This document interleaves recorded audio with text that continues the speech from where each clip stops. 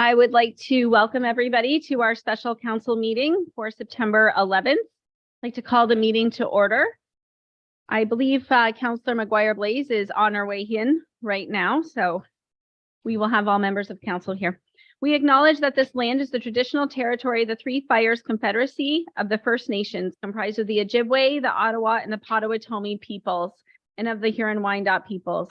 We value the significant historical and contemporary contributions of local and regional First Nations and of all the original peoples of Turtle Island who have been living and working on the land from time immemorial. Any declarations from members of council of conflict of interest? Seeing none, I'm looking for a mover and a seconder that we move this special council meeting agenda. Deputy Mayor Shepley, supported by Councillor Hammond. Any questions? Seeing none, all in favor? That is carried unanimously. And we will go to a verbal report from our administration. And I'll pass it over to CAO Suite. I do want to thank our town staff for putting this meeting together in short notice. Last week, I talked to several members of council and we were in agreement that we wanted to meet with residents and hear from our administration. Tonight is not a meeting where we will be open for delegations. It's an educational session for council on drainage. If residents want to come and be delegates to council, we can do that at a future council meeting and we can all help you do that. And if there's a sign-in sheet going around, if you want to make sure you're on the sign-in sheet, please do that. And if we can catch the new people coming in, we can try to catch them. CAO Suite. So council tonight, administration will be providing an update of the recent rainstorms that occurred on Wednesday, August 23rd and Thursday, August 24th. Staff from the infrastructure department will provide a recap of what occurred in each of their areas. We also have James Bryant, the back from IRCA here, to provide an update from IRCA as well. Additionally, I'll ask that council reserve all questions to the end of the presentation. And since we have a lot to go over at this time, I'm going to turn it over to James from IRCA and he'll start off.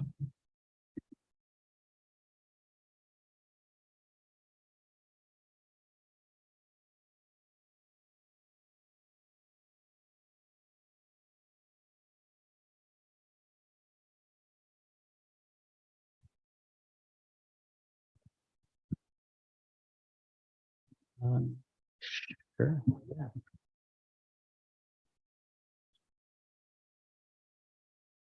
No, it's okay.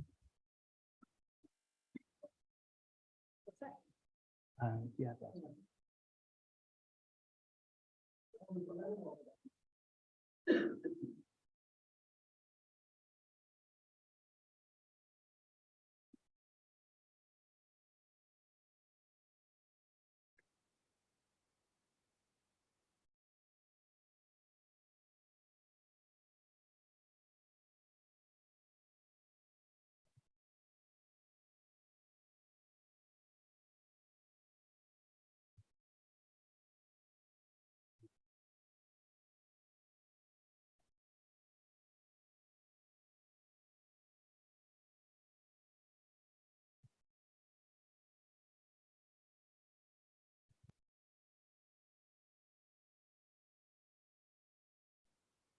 When you're joining us, we do have a sign-in sheet if you wanted to make sure you sign it. It's not mandatory, just so we kind of know where you live and if we need to contact you.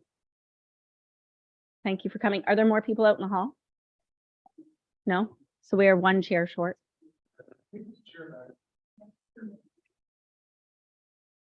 Okay, good. It's okay. Okay, we'll get a chair for you there. Welcome. Thank you, James, for coming. Go ahead. Okay, thank you. Thank you. And through you, Mayor Bondi. So I'll keep this as brief as possible because I know there's senior administration here from the town of Essex that is going to be talking about some of the aspects here too. I'm watching this presentation get loaded here. So if you'd like, just move right to the first slide. And what I'm going to show in there is essentially a rough outline of what the drainage areas are for the town of Essex. Be slide 2 if you could move forward there. Perfect. So there you can kind of see the major drainage areas within the town of Essex being the Kennard River, the Cedar Creek, Fox Dolson Creek, and then the Colchester drainage area down at the south end. You can see the relative, the differences between the approximate drainage areas for each one. Kennard is a pretty massive, it's our largest watershed within the region. And there's a large portion of the town of Essex that drains towards that river. Next slide, please. One more click, actually, if you don't mind.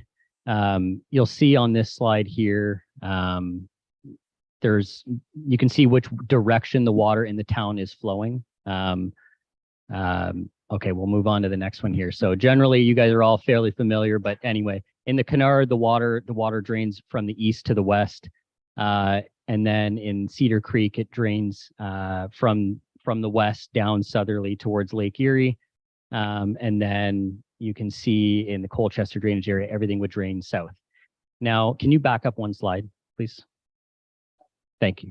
Perfect. Okay, so on here, what you see is radar. So it's NextRad data that was available, and this was put together by one of our local consulting firms. And they've allowed me to show this for tonight's purposes. So you can see the radar, it's all color coded, and you can see the difference in the depth of the rainfall across all of Essex County. The grids you're seeing are about 1 kilometer space grids. So you can see the majority of the rainfall was predominantly down in that southern area. And we have gauges, and I've kind of noted them on there. So some of those are IRCA owned and operated gauges. The one that is showing 214 millimeters of rainfall there, that's Environment Canada or ECCC. That's their gauge at the Harrow Research Center that kind of caught the epicenter. You'll see there's a little bit of red that's east of that 214. Radar is not perfect. It's still a piece of technology, but it generally shows, really what happened. Where did that rainfall generally go? And you can see it's predominantly centralized over the Harrow and Colchester area with a little bit of that Cedar Creek and, snippet of Kingsville there. I think just highlighting it, just showing the spatial distribution of the rainfall. So when we talk about that, actually, yeah, move to the next slide if you can, please. Perfect. So these are the same gauges that are marked out. So you can see ECCC and you can see the IRCA gauges on this slide. Each time you get a rainfall, like one of these gauges is going to capture that. And then we've plotted that rainfall to show what it looks like against what you would call your 1 in 100 year return period, your 150, 25, so on, all the way down to a 1 in 2. So when we talk about a 1 in 100 year rainfall, we can't always generalize a large area because, it's measured at a gauge with the rainfall that's being captured there. You can't say, did all of Essex get a 1 in 100? Because you can see there's a difference at the ECCC gauge. You can see there's that red curve, and I'll zoom into each one of these afterwards. But that red curve looks in no way the same as the curve that would be plotted up at the IRCA gauge in the town center, the civic center.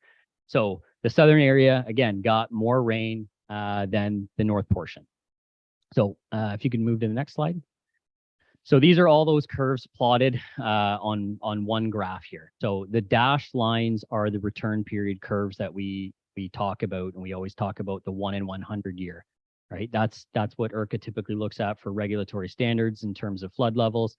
These are plotting intensity, duration, frequency for the Windsor A station being the dashed lines, and it's all measured off the historical information. So those curves, essentially for today's purposes, let's assume those are static, and the 4 solid lines are measured at those individual gauges. Again, the red line far surpasses a 100-year rainfall event.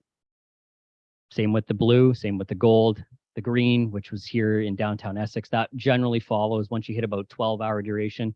It generally followed a 1 in 25 year, which is still a significant rainfall, especially when you're having that fall in an urbanized center. That's very significant.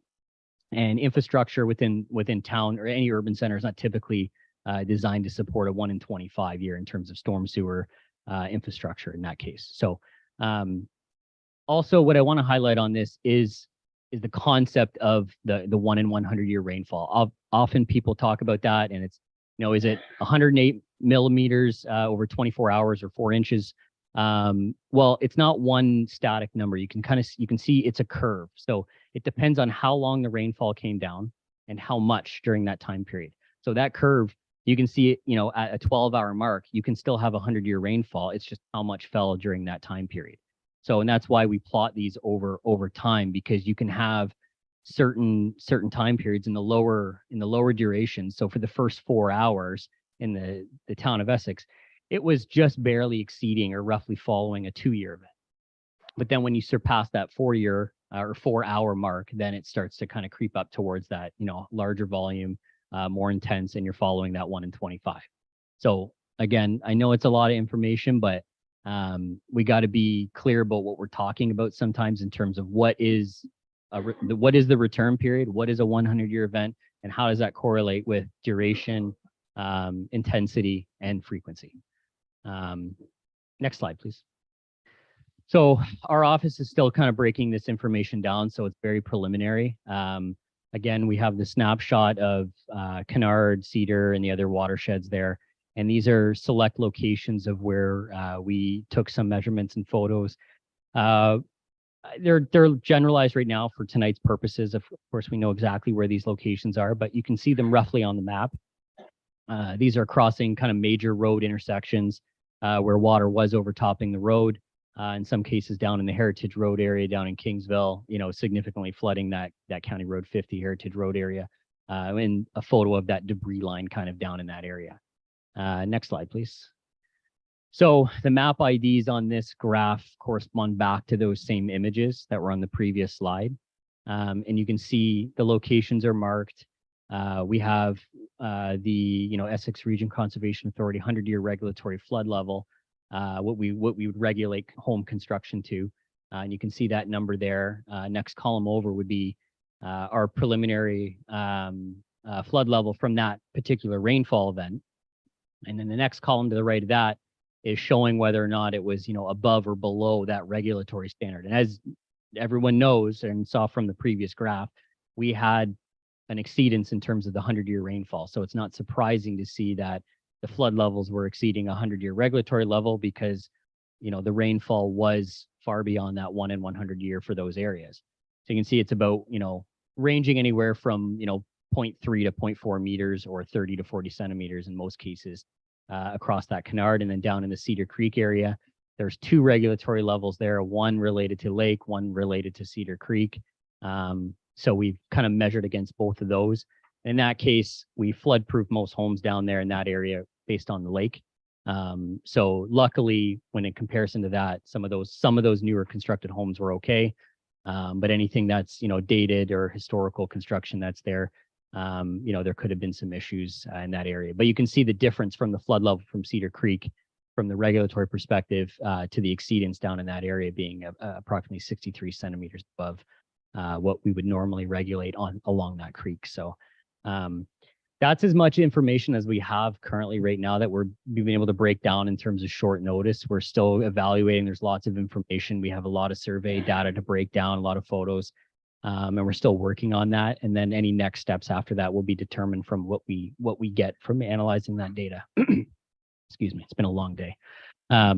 So I guess with that, I will be happy to pass it over to Essex Senior Administration, and I'll stay if there's any questions afterwards. Thank you. Thank you, James, for that. And I also, I got a message that the folks on YouTube could not see the screens.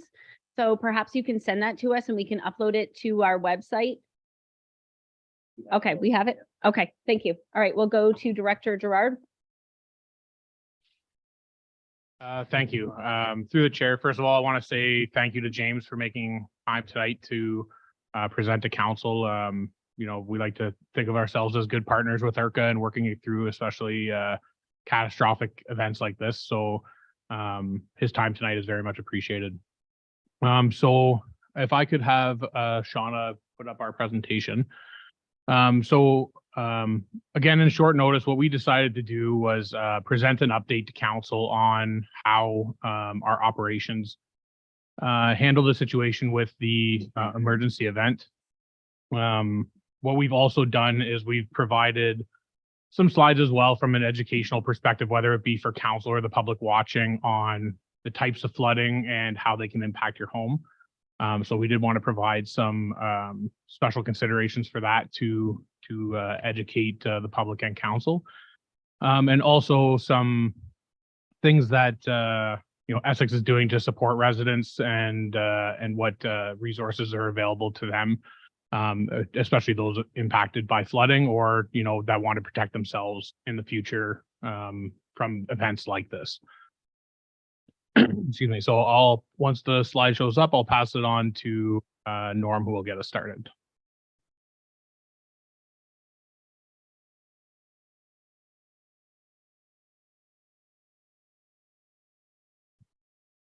So while we're getting that up too, I guess I'll introduce the team. So I am Kevin Gerard. So I'm the Director of Infrastructure Services, Town of Essex. Norm, who will be speaking tonight, is the Manager of Operations and Drainage. Lindsay Dean will also be speaking tonight, who is the Drainage Superintendent for the Town of Essex. And also Robert Mackey, who is our Manager of Environmental Services, who manages water and wastewater in the town.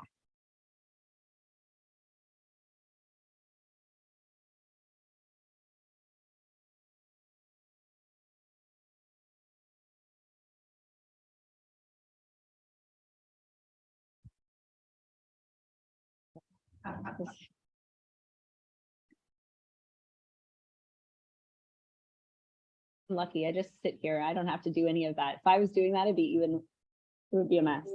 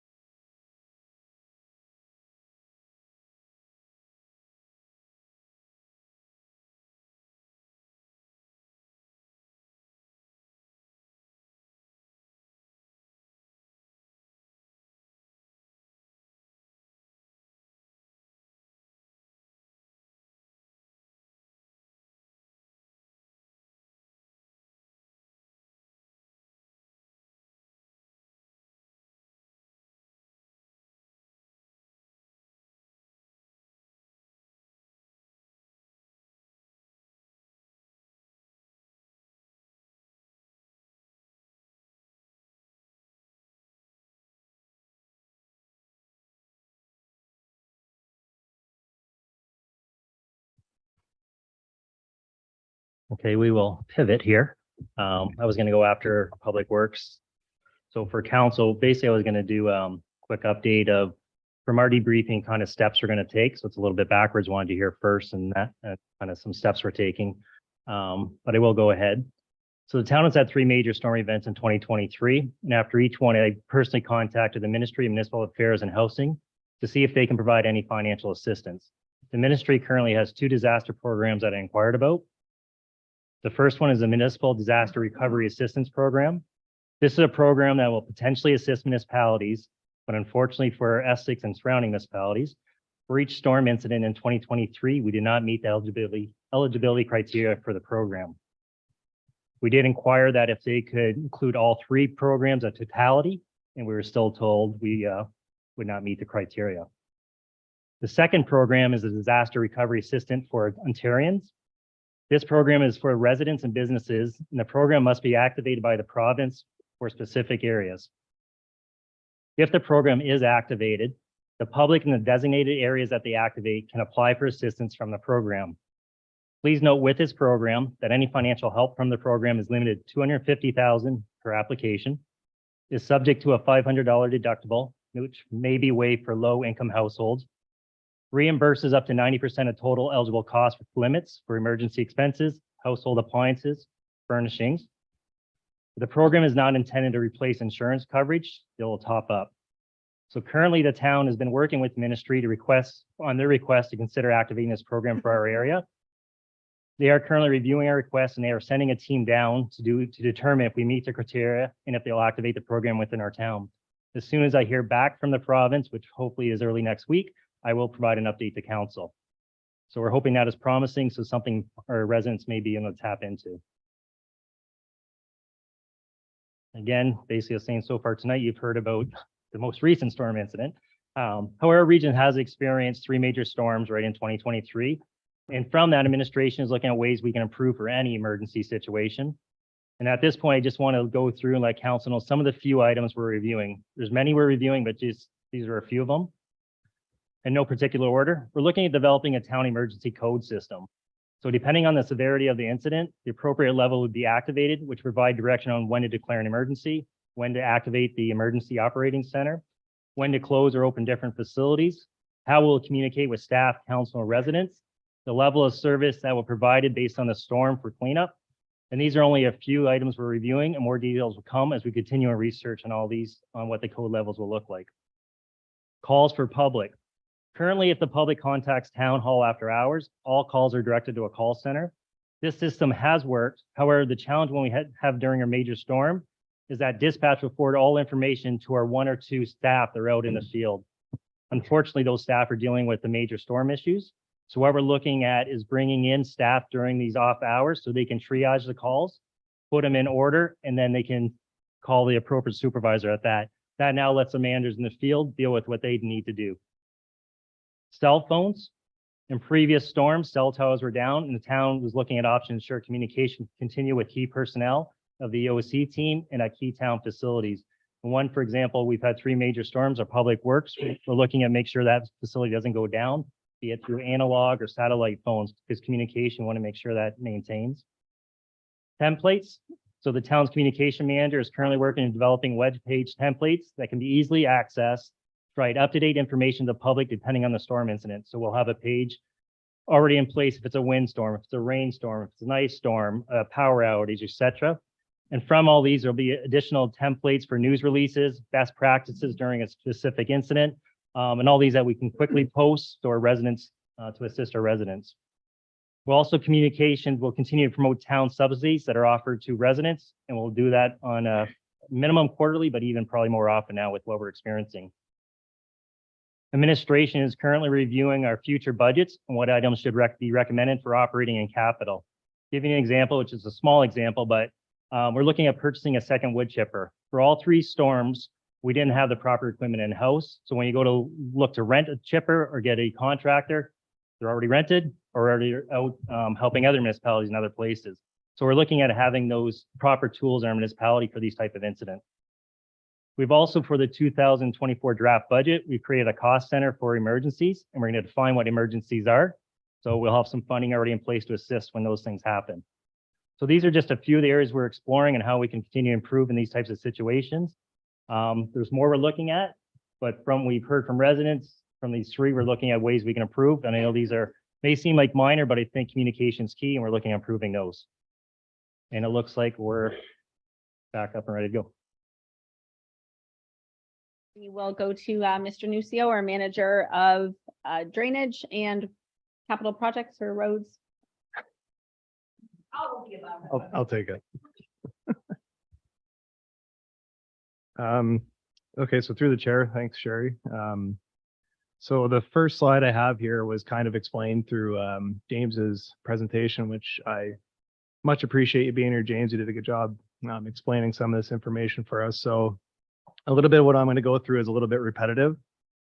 So basically what James had discussed a bit in his presentation is a term of a 100-year rain event is used in an attempt to simplify the definition of a rain event that statistically has a 1% chance of occurring in any given year. In other words, for the course of 1,000,000 years, we can expect to see an event like that 10,000 times.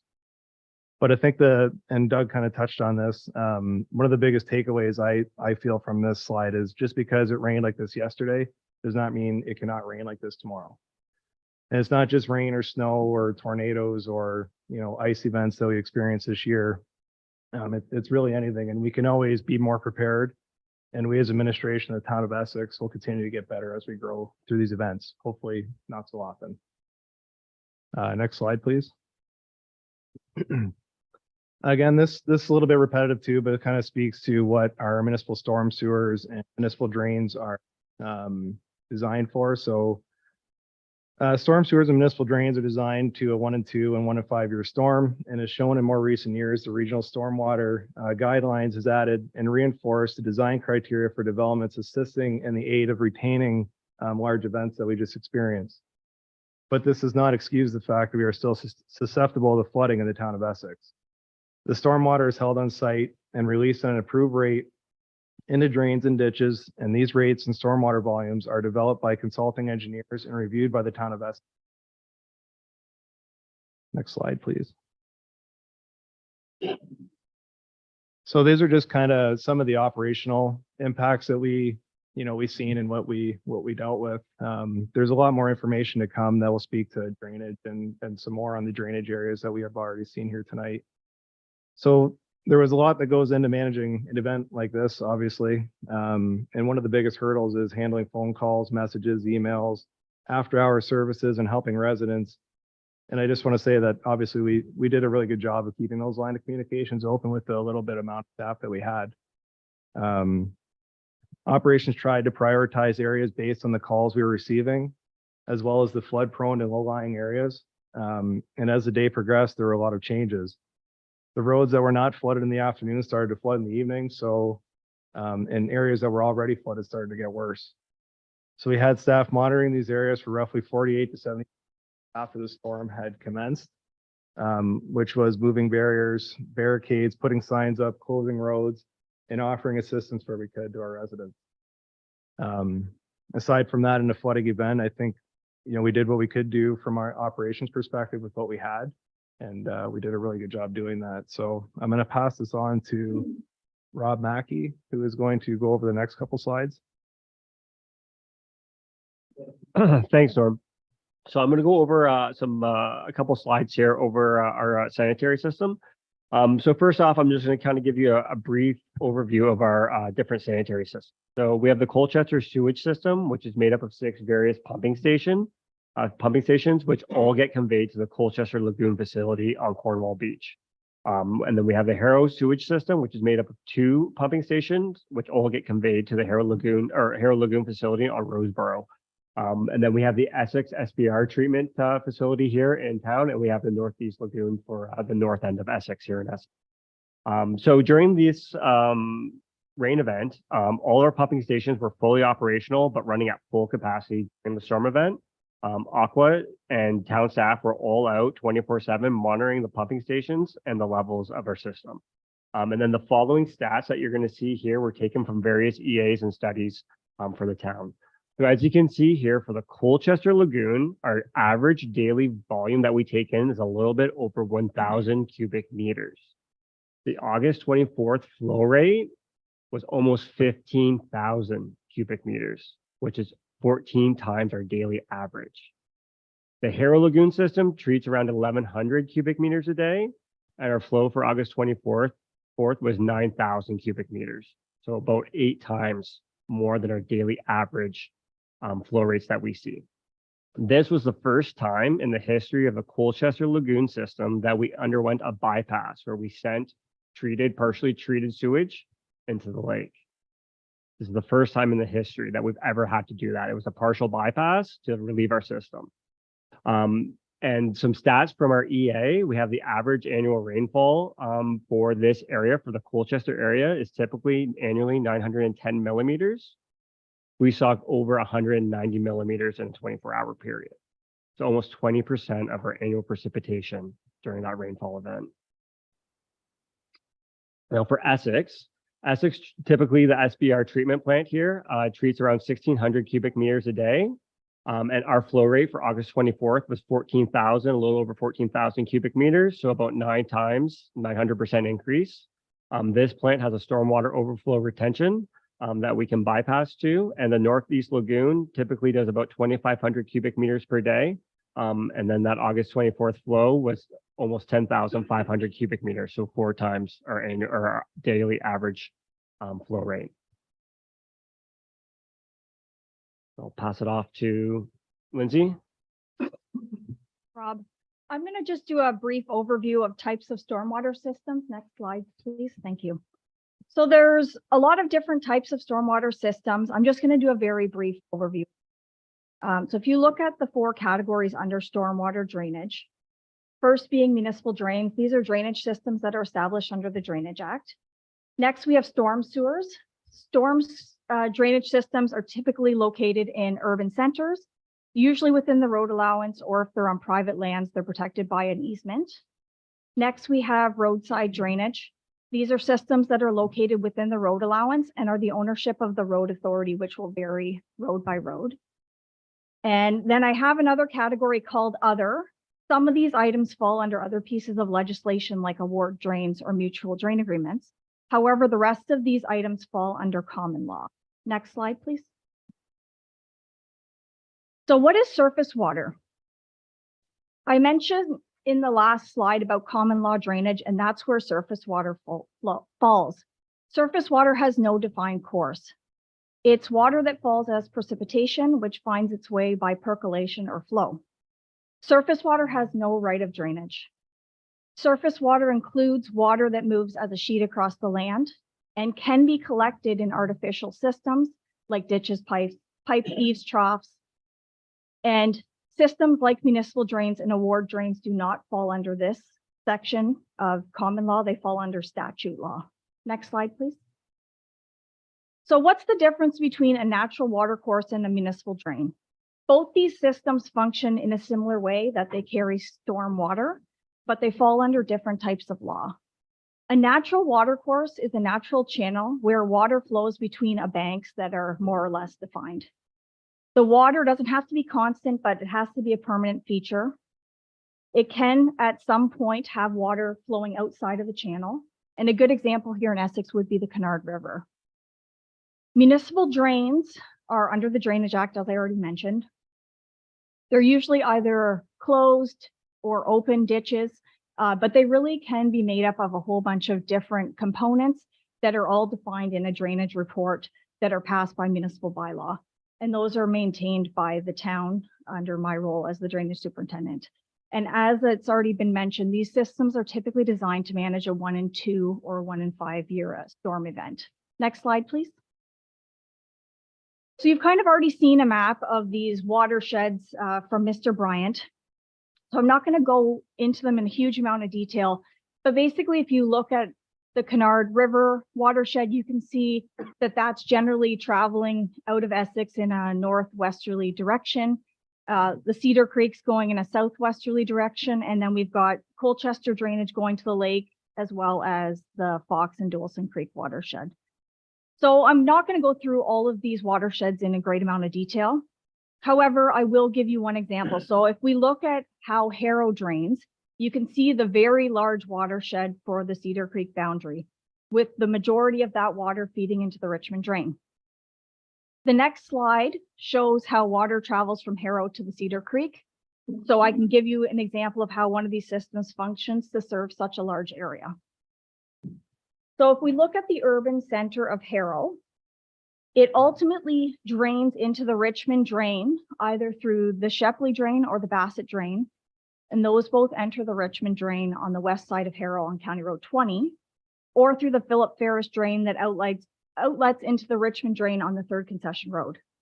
The Richmond drain travels in a northerly direction, crossing the 4th, Walker Road, County Road 15, and ultimately going all the way north around Harrow and traveling back south across the 5th Concession into the Cedar Creek.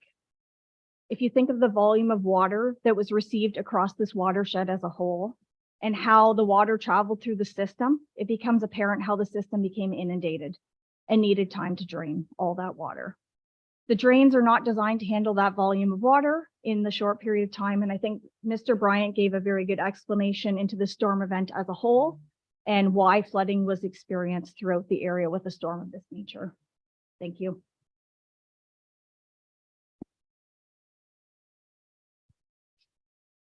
Okay, so the next section here is about typical home construction and how flooding actually occurs on private property.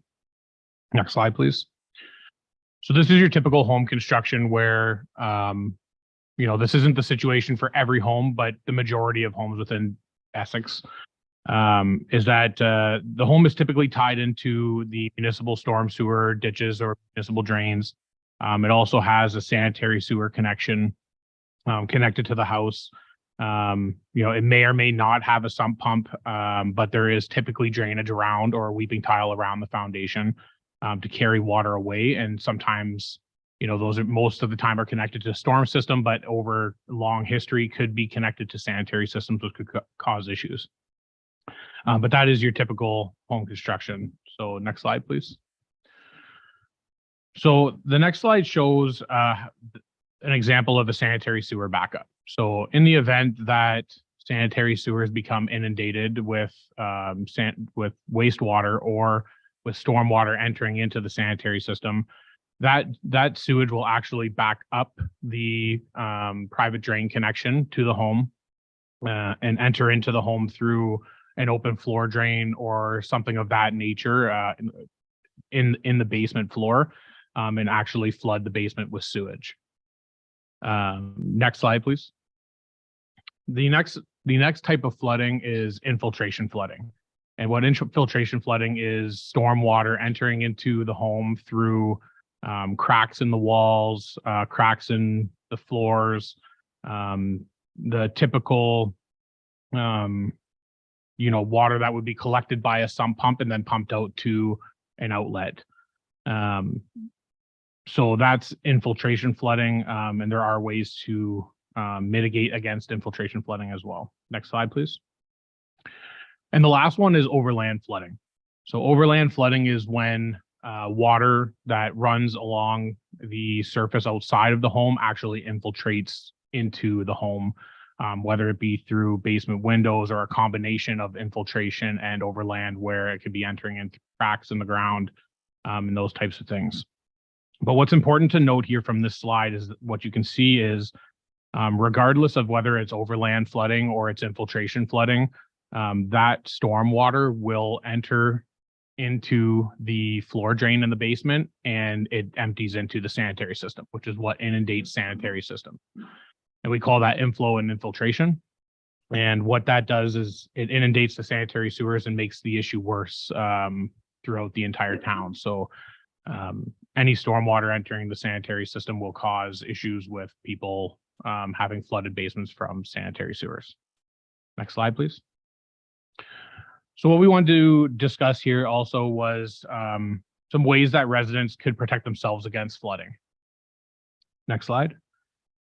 So one of the ways to best protect your home, very similar to the diagram that I showed, you can see at the top, by improving your drainage around your home is one way, ensuring that the water will not infiltrate, or giving it less reasons to infiltrate your foundation walls, less water for your sump pump to have to pump away. So grading around your house is a key one. Installing a backwater valve is another one, and having it regularly checked by your licensed plumber to protect yourself against sewage backups. So when the sewer system becomes inundated, it's a check valve that will stop the flow of sewage from entering into your basement or into your home, and it's typically placed before any floor drain in your house. Another one is to install a sump pit. If you do not have one, to install a sump pit and a drainage system to carry that water away from your foundation and discharge it onto your grass is another one, and having that regularly checked by your licensed plumber as well. Next slide, please. No.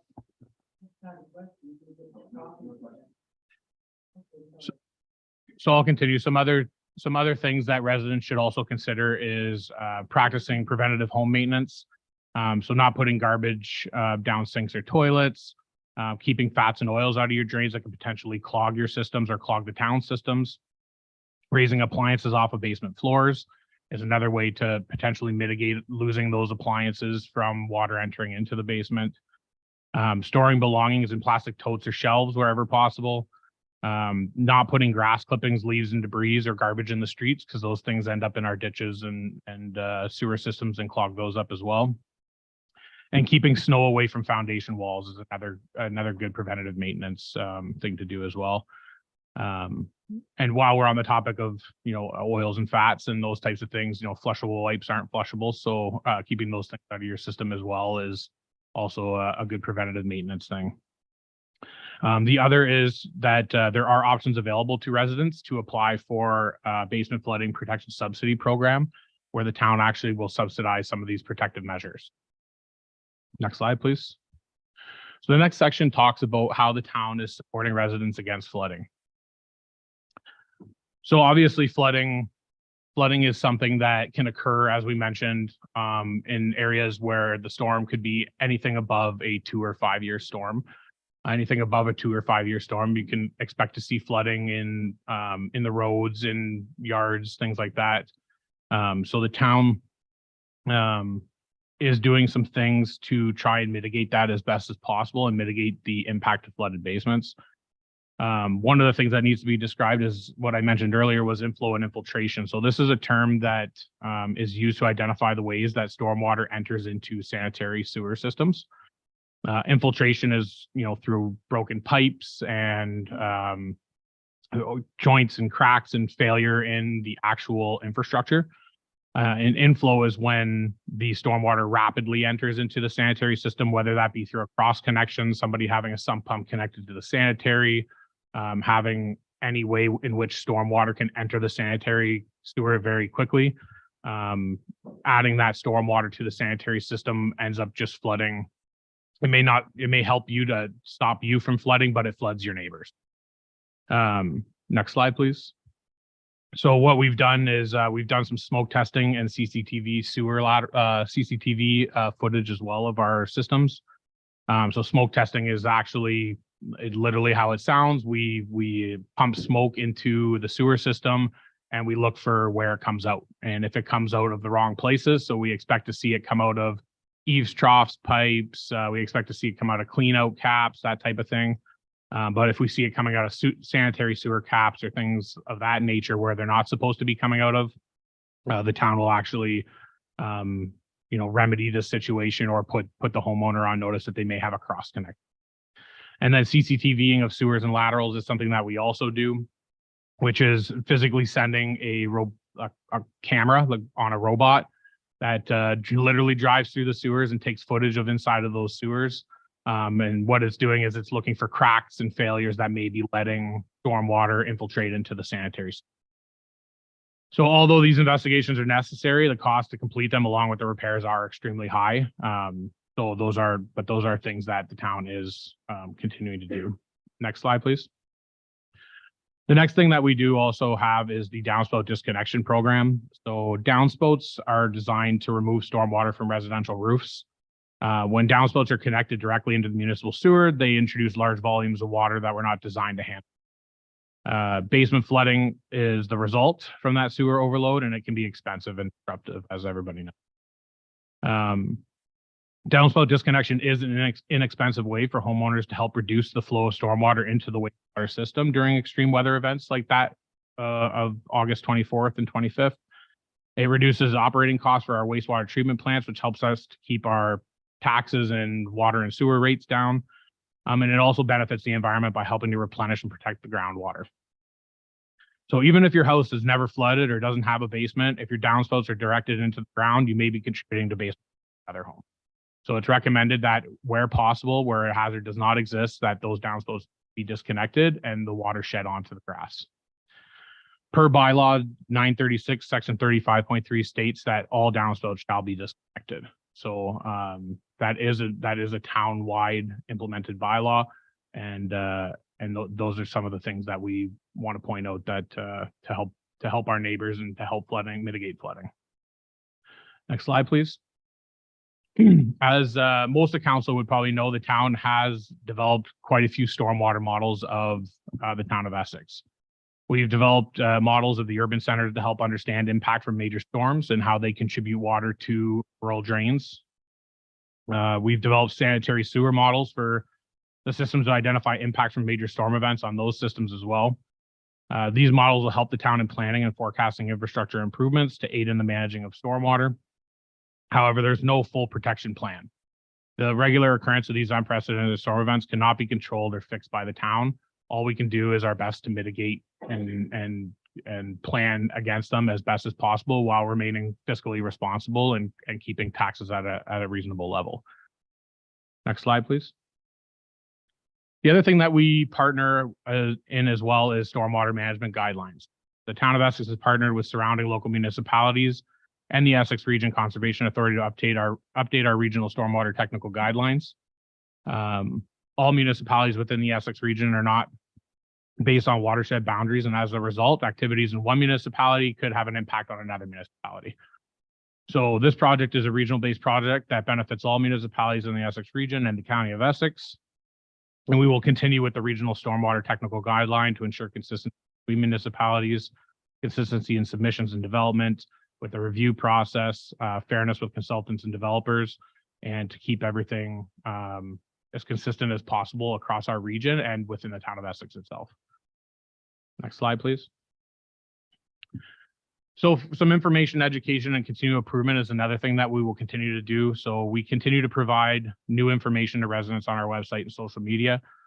Residents are encouraged to follow the town of Essex to look for updates, follow our Everbridge, so that you make sure that you receive emergency alerts and things like that when events and emergencies occur, especially one of nature that has, flooding, windstorms, and everything that we've been experiencing this year. We're always looking at enhancing our bylaws and improving our systems as time goes on. Once all of our systems are completely modeled, as mentioned in our strategic plan, we'll create a long-term planning for improvements to infrastructure.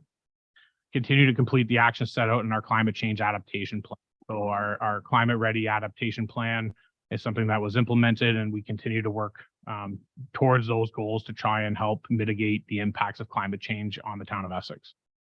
Next slide, please. As I mentioned before, there are subsidies offered by the town, a number of subsidies which are included here and can be found on our website. Include installing a backwater valve, which residents could receive a maximum of $750. Installing a sump pump system, which you could also receive up to $750. Investigative pipe work. So, if you suspect that there's issues with your private connection on your property, the town will actually contribute up to a cost of $200 to have that investigatory work completed for you. The downspout disconnection program, although it's a program that's mandatory throughout the town of Essex, we do offer a subsidy up to $75 to help you disconnect those downspouts from the ground. And we also have a newly created subsidy from last year, which is called the rain barrel subsidy, which is a contribution to a maximum of $50, which allows any resident a one-time purchase and a town contribution towards a rain barrel to help store that rainwater and utilize it in your home. Next slide, please. So I just put up a couple of extra resources. So some ones to note from the town of Essex is our climate ready adaptation plan, climate change adaptation plan, which can be found on our website. Some basement flooding information can be found on our website as well, along with best ways to protect your home, details on the downspout disconnection program, details on the subsidy program, details on municipal drainage and how it's managed in the town of Essex, along with the best way to contact the town if you're experiencing issues with drainage concerns, as well as water and sewer damage information on our website as well. Next slide, please. And the last slide are just some other resources outside of the town of Essex that would be, good resources for residents to look into as well. That, to educate, whether it be to educate themselves or to take advantage of other programs, are looking at Flood Smart Canada, information from OMAFRA, the Institute for Catastrophic Loss Reduction, Insurance Bureau of Canada.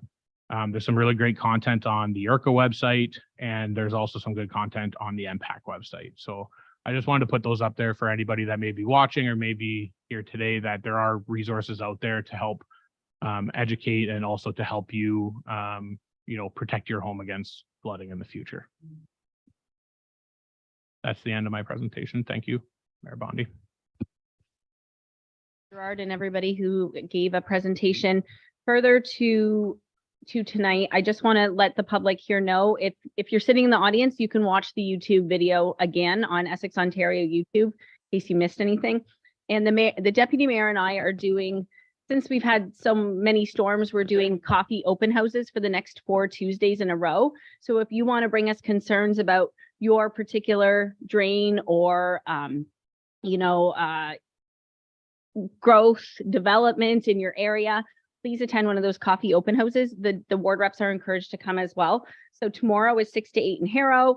The following Tuesday is 6 to 8 in Colchester at the community center.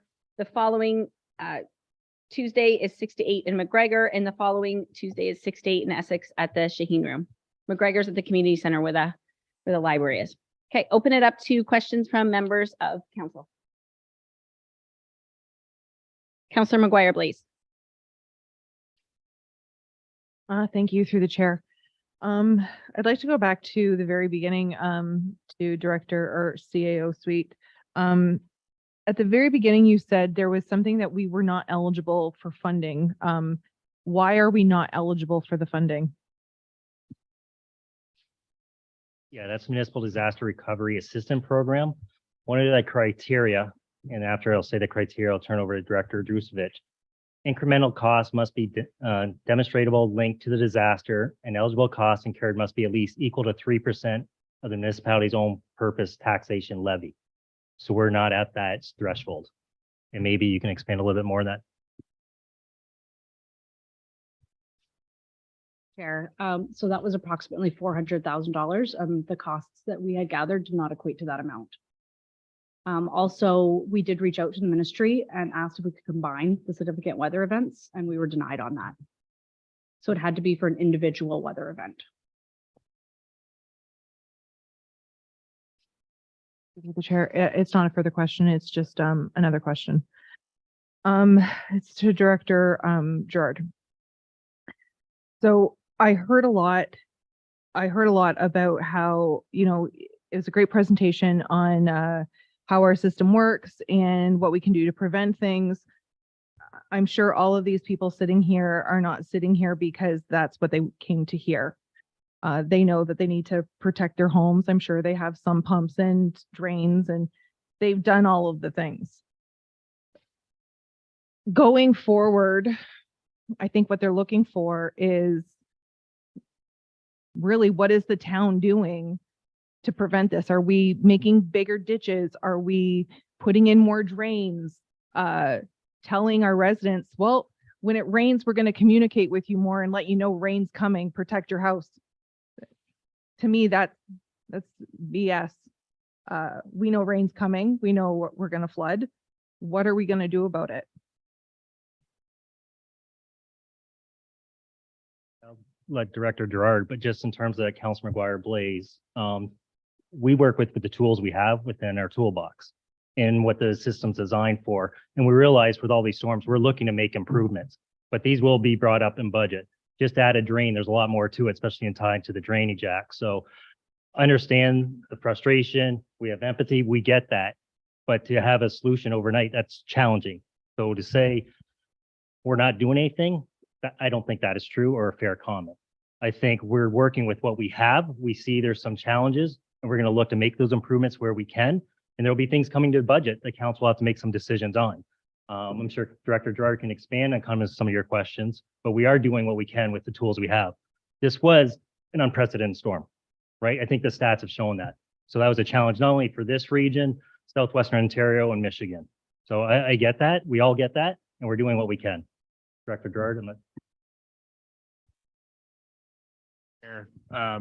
Yeah, so like I mentioned in the presentation, there are things that we are doing to best manage these storm events. Some storm events are not feasibly engineered. There's no way to protect ourselves against events of this nature. You know, my predecessor used to say it well, that you don't build church for Easter Sunday because you can't afford the church. Right. So you build the church for the community that'll be there. And that's exactly how engineering principles work. We build sewers and design sewers to handle the 1 and 2 and 1 and 5 year storm events. New regulations and new guidelines require new developments to meet much more strict guidelines, storing up to the 100-year storm, releasing at a rate that, you know, can be discharged away from the development. However, in residential neighborhoods that have been here for hundreds of years, those measures don't exist, and they're not economically feasible to engineer against.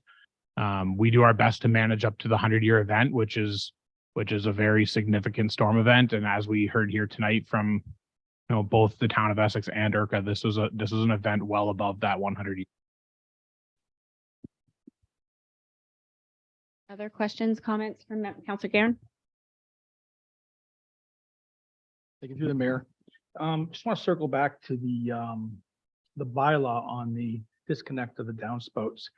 The bylaw basically states that if you, I'm assuming more for urban centers, if you build a house today, or if you have a house that was built yesterday or 30 years ago, you're not being asked to remove the downspouts from the ground.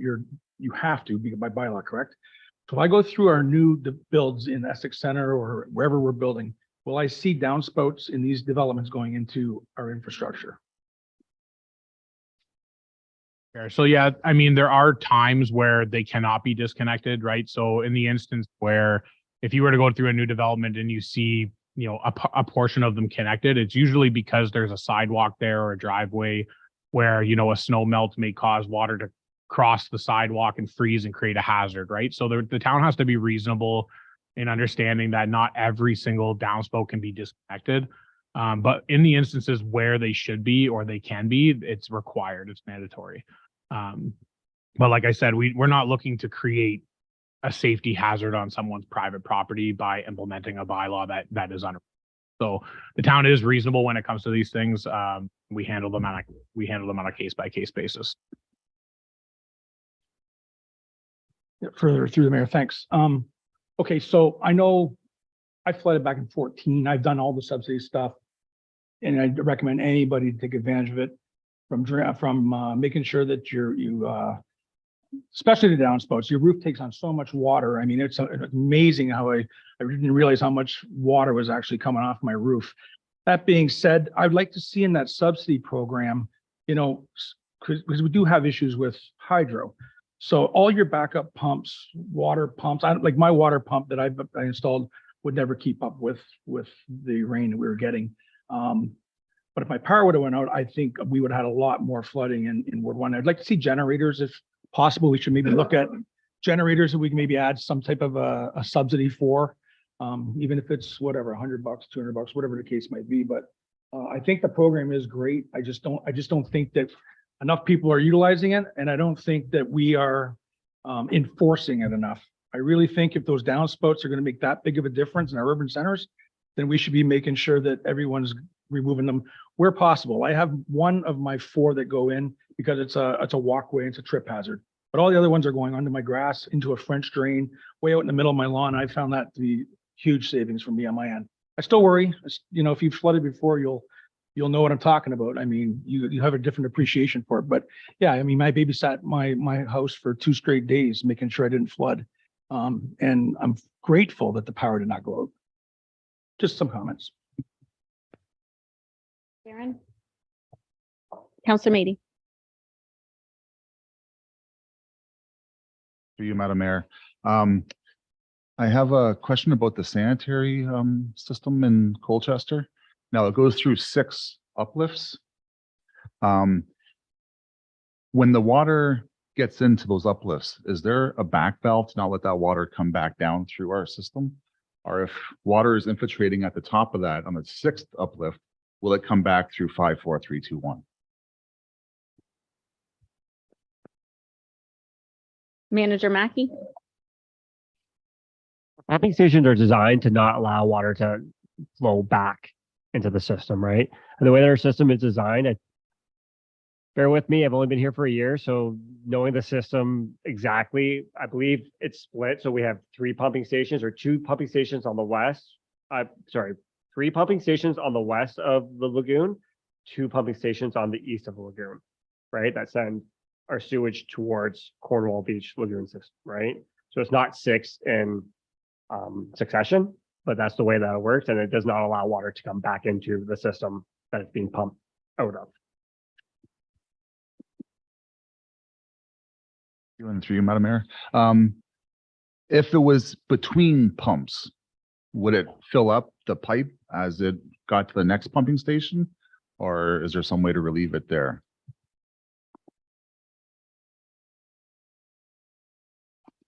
Quite certain what my apologies. Okay, thanks. I'll try to clarify that a little bit. So let's say that there is a rise and we're pumping up that rise, right? Now, that water can't come back through the pump. It's going to keep traveling in that direction. If there's a lot of water that's falling into that pipe at the top of that rise, is this pump powerful enough to push that through, or can that stall the pump and actually create back pressure there? No, through you, Mayor Bondi. it's all designed to keep flowing, and our pumps are running at 100% capacity. The real issue is that we just like the amount of inflow coming in, we cannot keep up with. Like our pumps are rated to pump like 120 liters per second.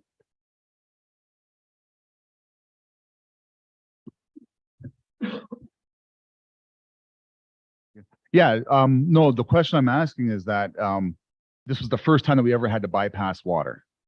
So this would have been conceivably the first time that our system ever made 100% capacity or more. So my questions are if it was behaving the way we expected it to behave, or if there was a problem somewhere in it. That's what I was asking. Hang on, we have our clerk, Mr. Malanjukulo. So I just want to remind council, after this meeting, we have a closed session meeting where we should be talking about things that might lead to questions about liability or potential liability of the town. This is not the forum to ask a question that might lead to something like that. Anything further, council meeting? Thank you. Yeah, okay. So the rainfall amounts, that was over a 24-hour period. Do we know what 24 hours were used to come up with those rainfalls? The chair, I'm probably going to have to defer that to our IRCA representative, but I believe it was from the night of August 24th, and for 24 hours after that. But I'll defer to our IRCA representative. Press the mic. Mayor Bondi. So we captured the rainfall amounts that we got. We started tracking that or plotted it basically from 12 p.m. On August 23rd. And that went all the way to about 1 a.m. Or so on the 25th. So it wasn't one continuous rainfall too, right? When you design a storm sewer, you kind of plan for, one value and you maximize that value, design that storm sewer and you plan for that. In reality, storms come in waves. So the storm that we got through that area came, in some areas they had 3 waves, some areas had 2 waves. So we captured that whole period and plotted all of it. So it was actually, 37 hours. We plot that 24, so we have a good metric to compare for that 1 in 100 year 24 hour, 108 mil mark. So about 37 hours.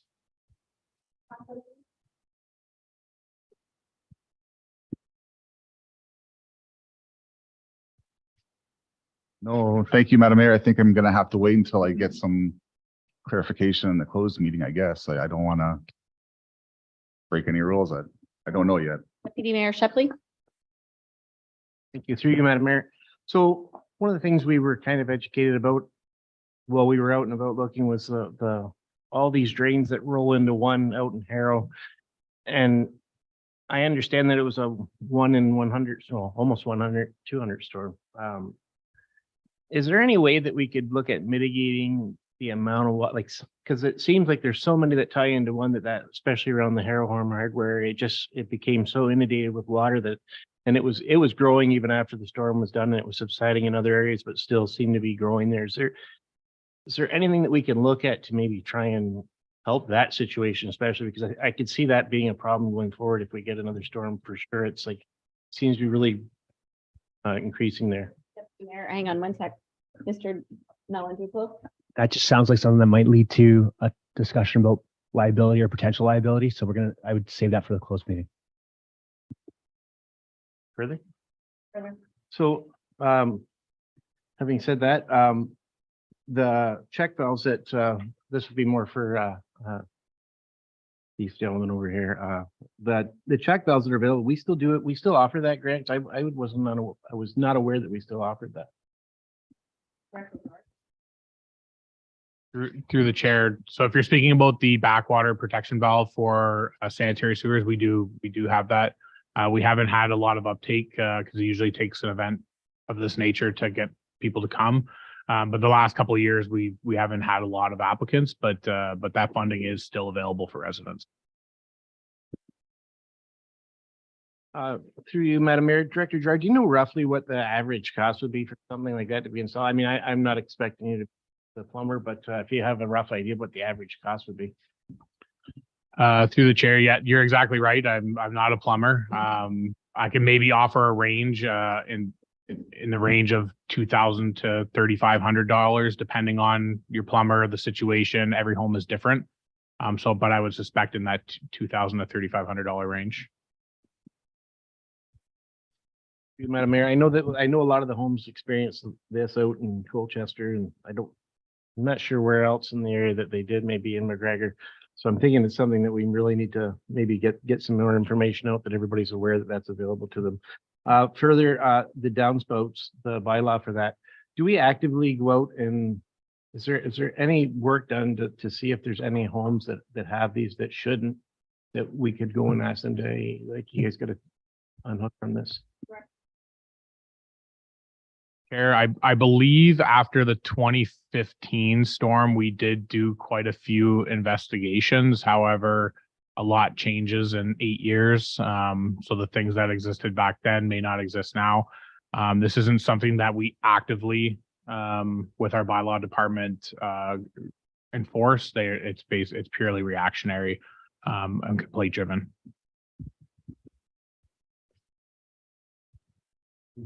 The rest I'll have to hold off till we're after them. Thanks. Any member of council that hasn't spoke yet, Councillor Hammond, and then I'll go back for round two. It's quite apparent we don't have any answers tonight, particularly for the people that joined us for our information session. As a council, we're struggling to get as much information as possible regarding the last incident. I think it's fair to say that the more information we collect, the better we can make a decision as to what direction to go, or if anything, what we can do. But I want to thank everybody for showing up, and I don't know if it's been any help, the information you receive. I regret that we don't have any answers for you, but I want to assure you that we are working hard to get some of those answers for you and see what we can do in the future. Thank you, Mayor. Okay, I'll go to Councillor Mady and then we have Councillor Guerin. Thank you, and thank you for allowing me to speak again. Through you, Madam Mayor, the second assistance program that we're still working for, and that it sounded like there's some hope that we might be getting some parliamentary from Toronto down to take a look. And I know our staff has been working super hard on it. I know they've been way late in that night. I got emails from very late at night, and I know they were working on Sunday. I know that they're doing everything possible. Is there anything else that we can do to help staff out to get this disaster assistance? Gandhi, no. For this program, I've been working with the ministry, and over the last week, Director Gerard, hands-on with them, looking at homes and everything else when they are down, that we hit places that show how much of impact in our community. So I think, like I said, their team's going to come down, and after that, they'll decide if they're going to activate it. We hope to hear something early next week.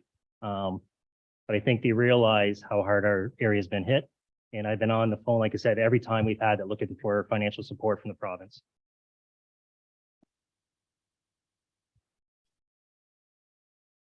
Yep, through you, Mayor.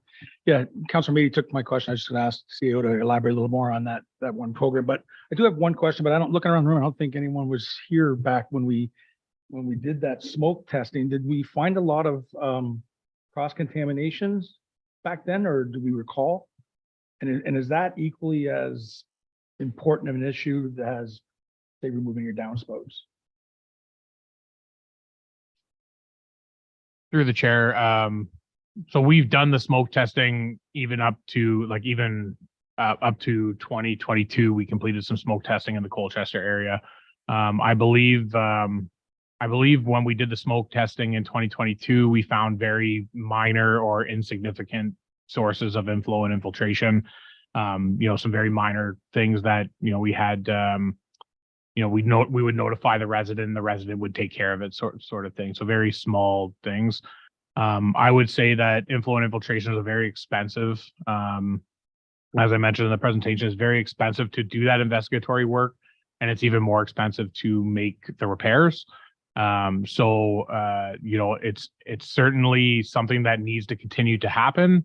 However, the low hanging fruit are the downspouts, because there's something that are visible with our eyes at ground level that residents can do to help mitigate against flooding themselves and their neighbors. So I would say that the downspout disconnection program is probably the biggest one that would help the town systems out, followed by our continued efforts to find I&I. And Councillor McGuire, please. Through you, Madam Mayor. One other question I had was concerning McGregor area. Did we get a report from Amherstburg at all on how the water treatment plant out there operated? If everything was functionally normal out there, if there was any indication from them at all? Deputy Mayor, I was with the Amherstburg Mayor today, and their council is discussing getting a report tonight. Mayor Prue said right after the storms, he went to town hall and asked for a report. So we'll be watching their website, and I'm sure our administration will share that. Also, we've been working with Kingsville and going to share information with their mayor and deputy mayor as well. CO Suite. During this time period, those days, we did have our manager of capital works contact town of Amherstburg, and they said the system was working fully and was not shut down at all. Yeah. Further, just one other question, because I had a few calls on some of the pumps out there. Would those pumps be on the Essex side or the Amherstburg side, or are they on both sides? I'm assuming. So some we would run, some they would run. Need some clarification. So which pumps are you speaking of? I had some calls from a few residents concerning some of the pumps out there, and I'm not familiar with the area, whether we have large pumps that help pump it over into the Amherstburg side or not. And if they were they working well, not, I'll save that part of the question. Are you speaking about the McGregor sanitary system? Yeah, yes. Okay, yeah. So the McGregor sanitary system, I think, is exactly what CAO Suite mentioning, was that their system was fully operational. We have no control or anything over that system. It is fully owned, operated, and maintained by the town of Amherstburg. So that information will have to come from Amherstburg. Please, and then I'll look for a motion to receive the report. Thank you, through the chair. I just have a question. On a dry day, what percentage do our pumping stations function at?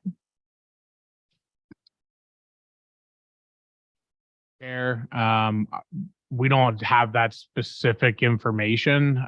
So the systems and the stations are all designed differently. So it's not like your sump pump where it's a single sized pump within that station. Each station, as they travel down the system, becomes larger and larger to pump more volumes.